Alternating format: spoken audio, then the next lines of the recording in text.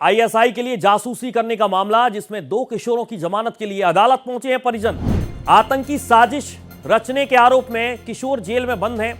एक ने शनिवार और दूसरे ने आज जमानत अर्जी दाखिल की है। कुछ दिन पहले किशोर न्याय बोर्ड ने जमानत खारिज की थी। जासूसी के आरोप में गिरफ्तार 21 आरोपियों में 5 किशोर शामिल बताए जा रहे हैं। जांच एजेंसियों ने चार्जशीट में सभी 21 आरोपियों को आरोपी माना है। आरोपियों पर संवेदनशील क्षेत्रों की जानकारी साझा करने का आरोप है। संयुक्त ऑपरेशन में आतंकी साजिश का खुलासा हुआ था। कुछ दिन पहले किशोर न्याय बोर्ड ने जमानत खारिज कर दी थी। जासूसी के आरोप में गिरफ्तार 21 आरोपियों में 5 किशोर शामिल हैं। जांच एजेंसियों ने चार्जशीट में सभी 21 आरोपियों को आरोपी माना है। आरोपियों पर संवेदनशील क्षेत्र में यहां पर किस तरीके से गड़बड़ी की गई, आईएसआई के लिए जासूसी करने का एक पूरा मामला है। 2 किशोरों की जमानत के लिए उनके परिजन अदालत भी पहुंचे हैं। आतंकी साजिश रचने के आरोप में किशोर जेल में बंद हैं। एक ने शनिवार को और दूसरे ने आज जमानत अर्जी दाखिल की है। लेकिन इन पर आरोप है कि आईएसआई के लिए जासूसी करते थे और इसीलिए एक खबर बहुत बड़ी इस वक्त बनी हुई है। 2 किशोरों की जमानत के लिए परिजन भी अदालत पहुंचे हैं। आतंकी साजिश रचने के आरोप में ये किशोर जेल में बंद हैं, तो एक बहुत बड़ी खबर है। और सीधे चलेंगे अपने संवाददाता अतुल यादव का रुख करेंगे। न्यूज रूम से मेरे साथ लाइव जुड़ चुके हैं। अतुल, आईएसआई के लिए जासूसी करते थे 2 किशोर, जो जानकारी निकलकर सामने आ रही है और एक बहुत बड़ा आरोप है इन पर। देखिए सूर्या, मार्च में ये जो खबर थी वो निकल के सामने आई थी, जिसमें आईबी और मिलिट्री इंटेलिजेंस को एक सूचना मिली थी, एक इनपुट मिला था।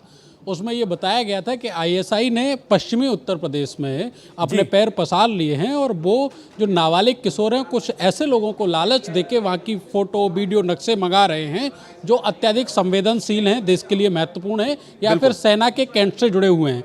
इस मामले में पुलिस और आईबी की संयुक्त टीमों ने, इसमें सेना की भी इंटेलिजेंस यूनिट शामिल थी, उन्होंने संयुक्त कार्रवाई की और उसमें कुल 21 लोग गिरफ्तार किए, जिसमें 5 नाबालिग शामिल थे। ये सभी अभी जो आरोपी हैं ये जेल में बंद हैं और इनके खिलाफ जो पुलिस है, जो जांच टीमें हैं, उन्होंने चार्जशीट फाइल कर दी है। अब जो 2 लोग हैं, 2 किशोर हैं, उनके जमानत के लिए पहले जो उनके परिजन हैं वो किशोर न्याय बोर्ड में गए थे, जहां उनकी दलील थी कि जो आरोपी हैं वो नाबालिग हैं, समझदार नहीं हैं, बच्चे मन के हैं और इसीलिए उनसे ये गलती हो गई। हालांकि ये दलील भी दी गई कि उसमें ये उनको समझ नहीं थी कि ये काम जासूसी भरा है, लेकिन कोर्ट ने उनकी दलील को नहीं माना। किशोर न्यायालय बोर्ड ने उनकी जमानत अर्जी खारिज कर दी और इसीलिए 2 किशोरों के परिजनों ने शनिवार को और आज यानी सोमवार को अलग अलग जमानत अर्जियां दाखिल की हैं और जमानत की मांग की है। इसी आधार पर वो मांग कर रहे हैं कि जो ये आरोपी किशोर हैं ये अभी नासमझ हैं, बच्चे हैं और इनका वो इंटेंशन नहीं था, इसलिए ये भ्रामक चीज़ों में फंस गए और गलती हो गई। सूर्या, आतंकी साजिश रचने का आरोप है। क्या कोई बहुत बड़ा नेटवर्क इनको बहुत पहले से तैयार कर रहा था? कुछ ऐसी खबरें भी क्या निकलकर सामने आ रही हैं अतुल? क्योंकि अचानक से तो कोई इस तरीके की जासूसी करने नहीं लगता है। क्या पहले से इनको बहुत समझाने की कोशिश की जा रही थी और इनको बाकायदा इस्तेमाल के तौर पर किया जा रहा था? देखिए सूर्या, इस मामले में एक बहुत बड़े नेटवर्क का भंडाफोड़ हुआ था। देश के अलग अलग हिस्सों से गिरफ्तारियां हुई थी और कई गिरफ्तारियां थी, लगभग 2 दर्जन से ज़्यादा गिरफ्तारियां हुई थी, जिसके बाद ये सामने आया था कि ऑपरेशन सिंदूर के बाद जो पाकिस्तान है वो लगातार पश्चिमी उत्तर प्रदेश और देश के पश्चिमी इलाकों में अपनी आतंकी गतिविधियों को बढ़ा रहा था और उसके निशाने पर रेलवे का ट्रैक था, सेना के कई संवेदनशील कैंट एरियाज थे, अंबाला का तोपखाना था, कई जगह थी, इसमें कुछ धार्मिक स्थल भी थी। तो एक बड़ा नेटवर्क उस समय बस्ट किया गया था और ये आरोपियों की गिरफ्तारी हुई थी। तो निश्चित तौर पे ये सुरक्षा एजेंसियां हैं, उनके लिए बड़ी सफलता थी और इसीलिए ये 21 आरोपी आज भी जेल में निरुद्ध हैं। सूर्या, सुरक्षा एजेंसियों के लिए आपने चुनौती का जिक्र किया है, लेकिन ऐसे कई गिरोह हैं जो लगातार इस तरीके की वारदातों को अंजाम देने की फिराक में रहते हैं। और जिस बात का आपने जिक्र किया है अतुल कि इन्होंने इस तरीके से इनको ट्रेंड किया कि इनको खुद भनक नहीं लगने दी कि आपका किस तरीके से इस्तेमाल किया जा रहा है।